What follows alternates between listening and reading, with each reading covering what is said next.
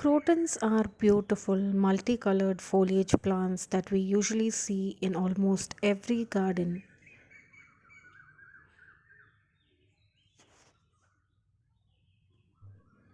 Hi everyone, and welcome to Fresh from My Garden. So, these are some of the croton plants that we have been growing in containers in our garden for a very long time. And if you have already watched my garden tour video, you would have seen these plants in that video. These plants have been with us for several years, even before we moved into this current house in 2016. So, these have been growing regularly and without much care. They grow really beautiful, and you can see that these plants are really tall. Crotons are mostly sun loving plants and they don't really need too much of care. But if you want them to be bushy and contained in a smaller space, then they need to be regularly pruned so that they remain bushy. And if they are not pruned on a regular basis, they start to get rather tall and leggy and mostly top heavy, so you won't see much foliage on the lower level of the plant when it is starting to grow really tall and leggy, and the foliage is mostly focused on the top part of the plant. Crotons can also be grown as indoor plants if they are placed in a spot where it receives a lot of sunlight from the south facing windows. But keeping them indoors constantly is not a good idea because it will start to lose its color if it doesn't get regular sunlight, and it will start to turn a more greenish color if it is kept indoors permanently. So, if you want to keep them indoors, you can keep them there occasionally and then bring them outdoors on a rotational basis every 2 or 3 weeks and place them out in a spot that receives a lot of sunlight so that the colors fill in and the plant looks really beautiful. We have a few varieties of crotons in our garden, and this is one variety which has a lot of yellow and greens.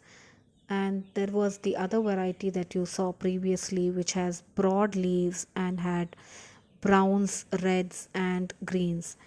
Though these plants are sun loving plants and need a lot of sunlight to maintain these beautiful foliage colors, they also need to be protected from midday sun or harsh sunlight during the summer season. So, if you are growing them in containers, you can move them to a spot where it does not receive too much of harsh midday sun. Too much of extreme heat or cold temperatures and harsh sunlight can also cause these leaves to get burnt, and these leaves can start to fall off, losing the beauty of the plant. The harsh direct sunlight in the afternoon can also cause the reddish and orangish colors of the foliage to appear a little more dull and faded. These plants just require normal regular watering as you would water all the house plants in your garden. And if they seem extremely dry and they start to wilt during the summer months, then give them a little extra water. But make sure that the soil doesn't remain too soggy or wet. These plants can be easily propagated by stem cuttings. So, whenever you are pruning the plant to make it look more bushier, you can use those stem cuttings to propagate new plants for your garden.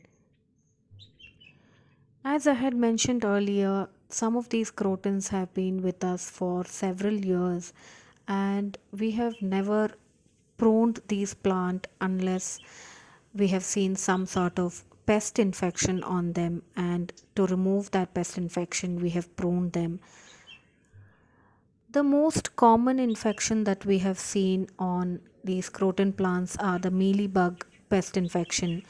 And if the infection is really heavy and you see that it is infected a large part of your plant, the best way is to trim it and cut off those leaves or branches. If you do see a very small infection on your plants, you can just use a neem oil spray or any other organic pesticide that can easily be made at home. Please do check my channel for a list of organic homemade pesticides. Hope you liked today's video. If you aren't already growing crotons in your garden, now you can see that it is such a beautiful plant that can add a lot of color to your indoor as well as your outdoor garden space. Please do share your thoughts about my channel in the comment section below, and don't forget to subscribe and keep watching my channel for more gardening videos. Thanks for watching Fresh from my garden.